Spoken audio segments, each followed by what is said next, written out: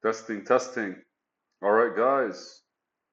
So the last few chapters we worked with basically collaboration and elicitation. So elicitation is getting information one way or another. Finding your way to get information is one of the most highlighted things basically in this overall chapter. And has five sub-chapters. We've done four of them. The first one is the preparation for it. Ultimately, the preparation is kind of like the plan that allows you to go back and forth and sees how you might get the information, reflect on the information you might need, because like in the planning and monitoring stage, what we did was we kind of like made specific decisions towards things. So each segment has an input and an output, and ultimately, with this part, every input comes from either the planning business analysis stage and the previous chapter behind it. So to prepare for elicitation, we have to look for the plan and everything we actually discussed in the plan, and we see where we can use that in the actual like preparation. And after that, we use anything we've used for the preparation creates an output, and the output is used for conducting the elicitations.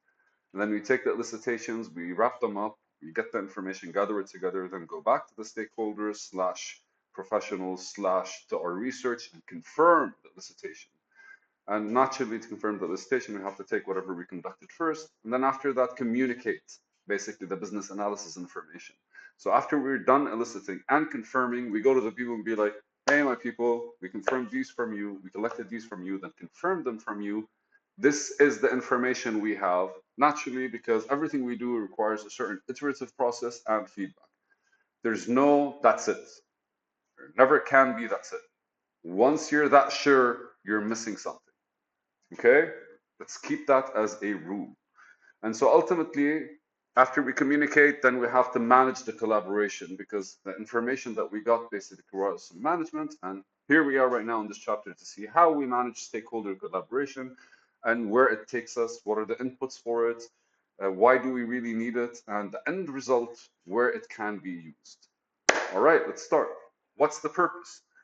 Well, the purpose of managing stakeholder collaboration is to encourage stakeholders towards a common goal. Remember, any project you're doing, you're going to need people to do stuff for you. So, kind of feels like this. If you're, it'll be a lot easier for you to get a yes from somebody if they contribute to it. And it's mainly used in sales, where you basically like the first thing you do is you introduce yourself and you start building trust. So how do you build trust? I don't tell you things to build trust. I include you in things to build trust. And the stage afterwards, after building trust, is kind of like establishing the needs and necessities, which you're also building trust. And once the needs and necessities are done, then basically like a presentation of the sales pitch. So effectively, we're doing these kinds of things because first we're preparing for elicitation and then we're conducting it. While we're conducting it, we're kind of creating this connection between the people. We're also keeping record of every single stakeholder, how they interact throughout the whole thing. There are personas that we create in the business analysis planning and monitoring. I don't know if you guys remember, but ultimately, like the performance improvements include how to handle stakeholders. And to do that, you kind of have to like establish how the stakeholder is, what are the things that that tick them, what's their position, what's their value, worth, uh, uh, hierarchical, like what are the things that his position in the hierarchy of the company allows him to kind of like decide upon, what's his influence on your project or on the overall organization. All these things are just kind of like the creating the character on paper of the person that kind of like is that is the stakeholder. And so you want their collaboration as well, because once you get the information done, then you're gonna go to basically start actively pushing towards the solution. So look at it this way: the journey of you and the stakeholder only ends when you finally submit the final project, the final results of the project. Whether the final results are a project completed or just basically a project plan, or who the fuck knows, man? You can work. Maybe you're working on a project from A to Z, all the way deeper into the field that you're into, or the marketplace that you're into, or kind of like the industry that you're into. I have no idea. All of them are valid. right? We're business analysts. So what happens is kind of like it means anything is possible. Yay, give me anything, and I can find the things that affect it. I can find things that could be required. I can find the people that are necessary. That's practically it, right? So the description, the business analysis work lends itself to many collaboration opportunities between groups of stakeholders on the business analysis work products. So wow, it's kind of like describing what I just said. So business analysis work lends itself to many collaboration opportunities between groups of stakeholders. That means it kind of like gives itself to these groups and stakeholders that can actually like the end in the final product or whatever it is the project is about. Stakeholders have hold various degrees of influence and authority over the approval of the products, naturally. So like what we're doing so far has been just between collecting information, confirming the information, and then basically looking at them and going like, all right, this is what we got, and this is where it might lead us. So a lot of people might say we don't like it, right? Some managers would basically reason things differently from their perspective of on the work. Some people just don't fucking want change, and you're gonna get resistance. It's your power to do things about it. As business analysis work progresses, the business analyst identifies stakeholders, confirms their roles, and communicates with them to ensure that the right stakeholders participate at the right times and in the appropriate roles. You get it? So like ultimately your goal is to kind of like make sure they're up to date with what you're doing, because if you're going to need them or something like this, you can't just go one day and be like, I want this from you. You have to kind of like prepare for this as a part of their knowledge, a part of their uh, plan. Like the plan requires like multiple things to be done, and the calendar, the tasks, the targets, part of like something with the timeline, right? Because like once you have a plan, you have a timeline, and you don't need to include somebody in all of it. Like do your work, but I might need you within this phrase. So maybe you're actually good on time, and you go like, I will need you on this day. Or maybe it's a task-oriented product, and you can look at the stakeholder and be like, hey man, I actually might need you when we start doing this part. And then you kind of like give them a rough estimate of when you might be working on that part. And when the time comes, you kind of like give them a hint beforehand, and then after that's today's the day we're starting on that part. Over the next week or over the next couple of days, I'm going to come to you with this, this, and this. Let me know what you think. Love you. Bye. Managing stakeholder collaboration is an ongoing activity, naturally, because like we don't do one thing, anything once. Almost every stakeholder has an involvement from the beginning and till the end, because ultimately, if they started with the beginning product or the beginning process, then they're going to be the ones that have to see it through. And most of the times, the stakeholders are the ones that are kind of actively going to use the work that we do. So we need to keep them basically in the loop. Uh-huh. Although managing stakeholder collaboration begins once stakeholders have been identified and analyzed, new stakeholders may be identified at any point during the initiative. As new stakeholders are identified, their role, influence, relationship to the initiative are analyzed. Each stakeholder role, responsibility, influence, attitude, and authority may change over time. Get it? You got it. Depending on the project and how it progresses. Sometimes you need higher management to be directly involved. Sometimes you just want like the people that are going to be using the end product to be involved. And all of these are assessed as we actually iterate through the process, as we go through and we double check ourselves. If I'm not mistaken, it seems like as a business analyst, you have to dedicate like maybe a day to reflect on all the work you've been doing and how it actually like connects with whatever thoughts you had at the beginning. And by doing that, what you do is you're expanding on the template that's there and rewriting the code of your approach. So the code of your approach is actually a strong word that I used here. But whether we like to admit it or not, eventually we find ourselves approaching something within a pattern. So that, and I call that a systematic approach, because patterns are created by kind of like doing things in a way that's been doing things in a consistent way, and that creates a pattern with the output of whatever it is you're doing. So everything we start, we're always starting with like a pattern on how we start, and then we're finding out the pattern of how it could actually be successful, and that's the level to mastery. That's why you see people that are practicing the sword, for example, especially people that practice, for example, martial arts. Like they practice the punch many times, they practice the sword cuts many times. And Bruce Lee famously once said this: "I fear not a man who's practiced 1,000 punch, 1,000 kicks, but I fear the man who practiced one kick 1,000 times. Why? Because every kick you're iterating over how effective it was and how you kicked it and all that stuff. That basically is how business analysis operates. What we're doing right now is we're kind of taking a step further, or not further, a step like three-dimensional, because you're looking at yourself now and how you're operating with things. And ultimately, what you're doing is every single stage, every single step that you take forward, sometimes three, four steps, sometimes one step is necessary, depending on where you're at with the project. Like all of these are what you kind of figure out. And figuring them out is actually a skill on its own that needs to be basically like personalized and I would say gamified, but also you're working with people. So like how you communicate with people is also a skill you're building, how teammates, and how you're doing when it comes to communicating with them, how you're doing when it comes to like looking at the project, how you're doing when it comes to like checking if it's a yes or a no, if it's a left or a right, if it's a positive or a negative. I have no fucking idea, but like ultimately you're iterating over your own process because like you're looking at how you think it would have worked, and then you're basically shifting it and adjusting it and going back to it in order to kind of like remember the changes and realize how their effects are. And by doing that, your entire process approach, starts becoming more your style, which is ultimately the goal, because anything you're doing, if you're doing it in your own style, then you can find flow. You're doing it in your own rhythm, then you find flow. So the more significant the impact of the change of the visibility within the organization, the more attention is directed to managing stakeholder collaboration. Naturally, because like if something actually is really like impactful, they used here impactful. It's not important, it's impactful.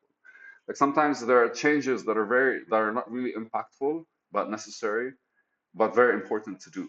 And there are changes that are not really like important, but very impactful. As in, like if you change them, we don't really have to change them. That's basically the importance part. Do we have to change this? We're already functioning. Maybe we can test something less risky, maybe. So if something requires impact, then maybe that will actually impact on a maybe monetary scale, maybe operationally scale, maybe logistics scale. Again, like maybe you change one thing and the entire workers kind of like have to operate differently, and that's kind of like something that you would rather avoid doing. But ultimately, then more attention is directed to managing stakeholder collaboration because, again, I mentioned it in a video before, documenting people's the reason why we do first conducting the elicitation, confirming the results, and then communicating business analysis information is to make sure they understand what we're doing so we don't get blamed, because they also have to sign off on many things. And while doing that, we're taking steps forward in order to basically protect ourselves and give them a lot more clarity of our work.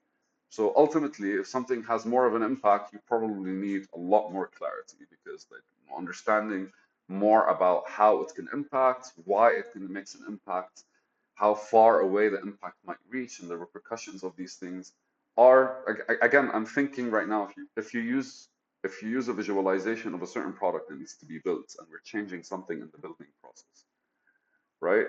Like, why would we change it? How would we change it? And where does it go after we change it? What could it affect? So things like that, basically. And the business analyst could constantly monitor and assess each stakeholder's attitude to determine if it might affect their involvement in the business analysis activities. Amazing. Poor relationships with stakeholders have many detrimental effects on business analysis, including failure to provide quality information, might be a failure on our part. Strong negative reactions to setbacks and obstacles. It's a failure on our part from two ways. Because ultimately you're getting a negative reaction, but that's because they're losing trust in you to setbacks and obstacles, which means you never really like built a repertoire that allows you to kind of like maybe make a mistake or miss a deadline. So all of these are for us to reflect. Like resistance to change, for example. Resistance to change is very fucking common. You would be surprised. Even the high productive people of this world, they are resistant to change, but their change is a lot deeper, right? Like if you look at changing things as levels, like sometimes instead of drinking this coffee, you want to drink that coffee. It's easier to change. You're still drinking coffee. Would you switch from coffee to tea? It's a heavier change. It's ingrained deeper, basically. And the same with like attitudes, behaviors, the way they gather information. We are literally change moving forward. We are every single thing that, every single change that could happen. We are always iterating over our processes in order to get to a point where we don't necessarily consider change as change. We just kind of look at what needs to be done, and the whole concept of change kind of comes out of us. But other people don't really have that. We're actually studying. Like this book is literally, hey man, this is all the steps that you do. And so that you do not actually have to worry about any of that stuff. You don't have to concern yourself with change. Our internal processes are always reflecting, iterating, and kind of like making different decisions. But people aren't. So fascinatingly so, the more I've worked with people for a long time, about 15 years, and resistance to change, even when a return of higher financial gain, man, is there. It is amazing how you see people kind of get excited over the financial gain, but don't really change anything towards it. Yeah, I've been consulting for a while. So lack of support for and participation in business analysis work, as in if you don't have really the support, which means you, like again, we always have to blame ourselves because ultimately we're the ones that if it succeeds, we're the ones that are going to take credit, and if it doesn't succeed, we're the ones that are going to be at fault. Actually, if it succeeds, we're not the ones that are going to take credit. People that are going to take credit are the stakeholders, basically, that matter within that made the decision. Uh, uh, at maximum, because they're going to be looking at us as an external factor in the company, so we're just a hire, right? But if we fail, then no, but none of them will take responsibility. We're going to have to take full responsibility. So any mistake we have, lack of support, is basically because we didn't really communicate in a well enough way to make sure they understand. There has to be something we can do differently in order for us to get better support and participation in the work. And business analysis information being ignored. All right, so like no, ignoring information is mainly due to us, simply because at one point we either like conducted it wrong, or we didn't kind of like confirm it right, or we didn't use it after we finished and we didn't communicate it properly. So there's whole lot of stuff we could fuck up with, but thankfully the whole point is to fuck up and realize and see it, see the business analysis journey from initiation of project to end of project. That journey, basically, every single time you make a small mistake, because we're always iterating, you're gonna the journey's path, not journey's path, the journey's tempo, because the way you're moving in the actual like tasks to do is its own tempo. There's a rhythm behind it. And that basically is what keeps changing with every mistake, so that next time you don't have to think and consider different things. You can notice when things are kind of off and understandable. Here's a story that I would actually like to share with you guys. So, my brother is a pilot, and one time I was having a conversation about how the brain operates. And then he told me something fascinating that happens with them. So, if anyone's ever been to a cockpit, there's kind of like all these buttons and all these numbers, and pilots basically literally study how to drive a plane and laws of flight and shit like this. But ultimately, they're the aircraft's engineers slash mechanics slash all that kind of stuff. They have to understand when if something is showing a certain kind of way, that means something somewhere is kind of like bringing it. They have to understand the mechanisms of the plane, not in the details of building an engine, but more understanding how engines functions and what things affect what things. And one of uh, one of the things he was talking about was like there's a screen directly like in between the both pilots for both of them to see. I think two screens actually, and there's one to the top, and here 1 second, airplane pilot weather. All right, so we're just gonna Google this to see if we get so horrible. All right, so basically that's it. See?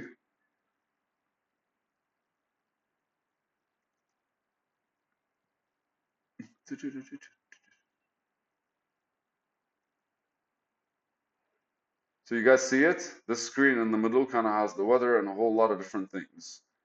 And because this screen is right in front of them, this screen here is basically the screen that shows them their altitude and shit like this. Each one has one, but the one in the center, can you guys see it? Yes.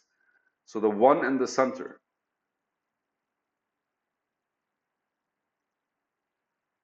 apical, the one here marked with an X, this one in the center basically holds sometimes like this one is looking at the map, but normally it holds a fuck ton of information that about the changing variables that are happening in the other changing variables that are happening with the plane.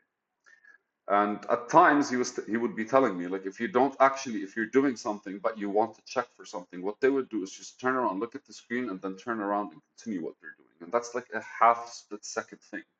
What happens is the brain kind of like takes a picture of, in programming we call it hydration, because the brain takes a picture and basically turns around. And what the brain does, because the picture is a standardized picture, maybe I should have picked a better picture than this. Yeah, yeah. Ah, never mind. So the brain basically takes a picture, and as it turns around, if there's something on the screen that's kind of like not looking the way it normally does, because they've been looking at the screen for a long time, for long periods of time, and it's developing different patterns. What happens basically is as he looks onto it, when he looks onto it, and he turns around, the brain basically takes that image and tries to feel the like discrepancies between it and something that's normal or not normal. And it probably just kind of like hits them. And he said it was an intuitive thing because he looks at it and then he goes like, something is off, but he has no idea what. Because the beauty of the brain, what happens is he goes like, thought something is off, but there's no strict communication between them. So intuitively, he kind of gets that like, okay, something is off, and then he turns around and actually looks at the screen and tries to see. The more you look at the screen, the easier it becomes for you to find out what's off. And the reason I'm describing that is because that's ultimately that's our iteration over our own processes. That's what how it develops. It develops through the mind actually like learning. And so these effects can be modified in part through strong, positive, and trust-based relationships with stakeholders. You see that? It's as if I explained it a second earlier. Business analysts actively manage relationships with stakeholders who provide services to the business analyst, naturally, including inputs to business analysis tasks and other support activities. The people that we basically rely on are the people that we're always kind of like interact with. Provide services, though, to the business analyst, though. So these are the we find the stakeholders that actually like us, maybe, and then we go. Depend on services provided by the business analyst, including outputs of business analyst tasks. These are the people that depend on us. I don't think, yeah, I never considered a project where they're depending on us. I've always considered a project where change needs to happen for efficiency. But remember, sometimes some people are having trouble and like they have given up, so they'll be fully like supporting you in many ways. Participate in the execution of business analysis tasks. These are the relationships basically that we are need to be actively managed, because if they're giving us something, we need to always basically like make sure we're on their right side. If they're depending on us for something, we need to always make sure that we're kind of like delivering. And if they're participating in the execution, then we have to make sure like they're kind of like uh, they're doing it up to par. But ultimately, like you maintain a communication with them, a strong relationship with them, because you kind of like would rather the strong points of your approach when it comes to them, for when it comes to the project, which are them, the stakeholders that are directly involved, because one is depending, one is providing, and one is participating. You'd want them to be satisfied and catch a flow with it in order for them to kind of start moving differently. And inputs, stakeholder engagement approach. That's basically what we did in, I think, chapter 3, stakeholder business engagement approach. Describes the types of expected engagements with stakeholders. That's 3.2. Look at this. And business analysis performance assessments. It provides the key information. So, yeah, the engagement approach is basically the documentation of how you have to, of the personas of the actual, of the stakeholders and the interactive purposes of them, right? And there are many, I think they mentioned a whole lot of techniques in which you can actually look at how to extract the information necessary for the planning of the engagement actually ends up being a success. And so these are the only two inputs: stakeholder engagement approach and business analysis performance assessment. The performance assessment is ultimately my favorite because we are literally assessing what we are assessing and if it's actually like improving, doing better, or just kind of like providing results that we don't really necessarily need. And so after that, we basically manage the stakeholder collaboration. That's where we do the managing part, and the output is the stakeholder engagement. Guidelines and tools. The business analysis approach is the guideline for this as well. But ultimately, the business analysis approach is going to also be iterated upon. Business objectives also might change because you never know how while working with stakeholders, some people some people can do 10 hours this month but are traveling next month. So you organize your objectives differently. There are a lot of factors, man. The more you think about it, the more you realize this is a fucking shit show. But that's the beauty of it, because ultimately you're taking something, you're taking the shit and you're composting the fuck out of it so something beautiful can grow. Corniness is the best. Future state description. How would this look like in the future? How would our collaboration look like in the future? What are the things that we're doing right now that might affect the collaboration in the future? Recommended actions, as in like, sometimes you have like issues with certain people. So you give and take with how you might approach them, and then that's basically like resourcefulness, right? You're getting information from everywhere, feedback from everywhere, and you're building the setup that fucking leads to success. Uh, Surprisingly so. There are many ways to fail, only one way to succeed, right? Well, ultimately, there are also many ways to succeed, but they're very limited, right? Like for companies to be successful, there are many different approaches. But the reason I say that is for them to be unsuccessful, there are millions of approaches that you would fail approaching something. And ultimately, what we're trying to do best is always like realign, realign, realign, realign. So every step that we're taking is actually on the path that's more prone to success. And risk analysis results. Naturally, man, because when you're managing people, what are the risks of you fucking up? Sometimes you can actually take a decision on your own of how to handle an email. Sometimes you want to talk to like 5 different people. I'm telling you, dude, some people are fucking assholes and they don't really understand that their emotions are being seen through the emails. It reminded me of a couple of emails I got, and I was like, huh, this is a good documentation in case I got sued. Good times. So stakeholders participate in business analysis activities that may require time and resource commitments. The business analysts and stakeholder identify, like, gain agreement on commitments. That's basically communicate with them how the plan is, how it works. Business analysts and stakeholders identify and agree upon these commitments, and the agreement is in many ways a negotiation, because ultimately you might add a few things for them to agree on, only to kind of like remove them or just kind of like tell them it's okay. Might be a strategy for them to feel like, if instead of 10 I'm only doing 8, so I'll give it my all to these 8, right? I don't know. The specific details of the commitments can be communicated formally or informally, depending. If I'm working with a CEO, it's probably going to be like informal. But if I'm working with like closer managers, I'd need formality, because it will be like multiple things, multiple commitments to be done. So it all also depends on the distance between the project and whoever's kind of like the stakeholder is. Not, and also there are the whole point of the commitment is basically, here we're working with stakeholders. The whole point of the commitment is maybe assessing future roles when it comes to these kinds of things. Maybe we're targeting different departments. Maybe we're targeting different kinds of products, or maybe we're targeting like a bundle of shit together. I don't know if I can do that. We never know. So as long as there's an explicit understanding of expectations, that's very important, an explicit understanding of expectations. I say that because an explicit understanding of expectations means they know what the fuck they're getting into. And I can't stress how much they think they know, but they don't really know. There may be a dialogue and negotiation regarding the terms and conditions of the commitments. Effective negotiation, communication, and conflict resolution skills are important to effective stakeholder management. Negotiation and conflict resolution. Wow, we read about it in page 210. Fuck yeah. Okay, actually, we can go there right now and sneak a peek, but I think this video took too long. 2, monitor stakeholder engagement. Business analysts monitor the participation and performance of stakeholders to ensure that the right subject matter experts naturally, and other stakeholders are participating effectively. Stakeholder attitudes and interests are staying constant or improving. Attitude and interests, like they're more invested. Elicitation results are confirmed in a timely manner, and agreements and commitments are maintained. Business analysts continually monitor for such risks as stakeholders being diverted to other work. Yeah, we have to keep our eyes on them.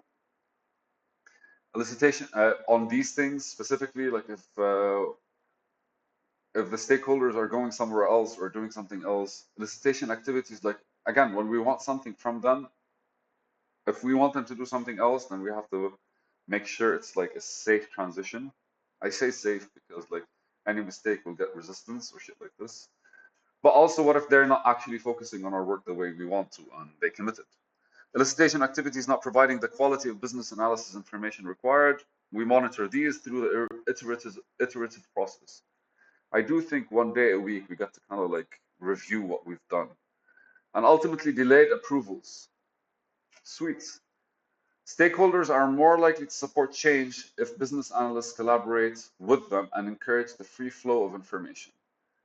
Of course, ideas and innovations. Genuine stakeholder engagement requires that all stakeholders involved feel that they are heard.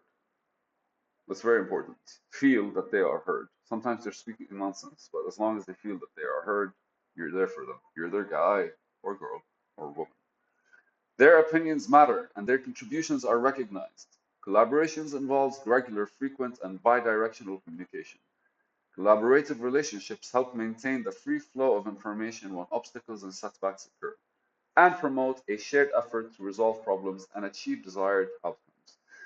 Again, man, it's just like running with them, holding their hand, being there for them, popping a couple of beers every once in a while sounds good. But like creating that kind of like, we're in this together kind of feel. Yay. What are the guidelines and tools? Oh, the guidelines and tools are the business analysis approach, the business objective, the future state description, recommended actions, and risk analysis results. Business analysis approach describes nature and level of collaboration required from each stakeholder group to perform the planned business analysis activities.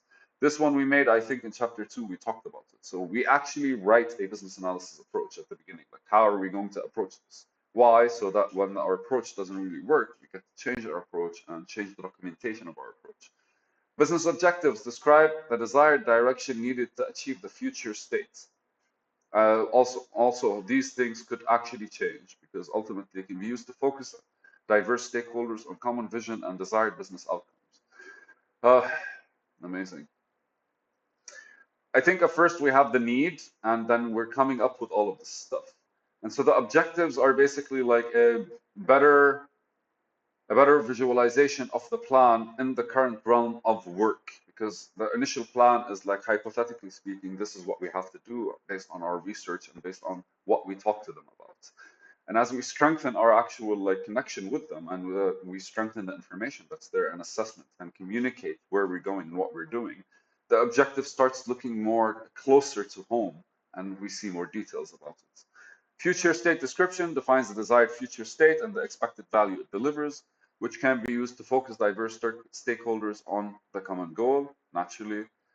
Recommended actions, basically communicating what should be done to improve the value of a solution, can help galvanize support and galvanize. I like this word. Why? Because it's galvanized steel. Apparently, galvanize means that it's thickened or strengthened or shit like this. Let's Google what galvanized means. Galvanize.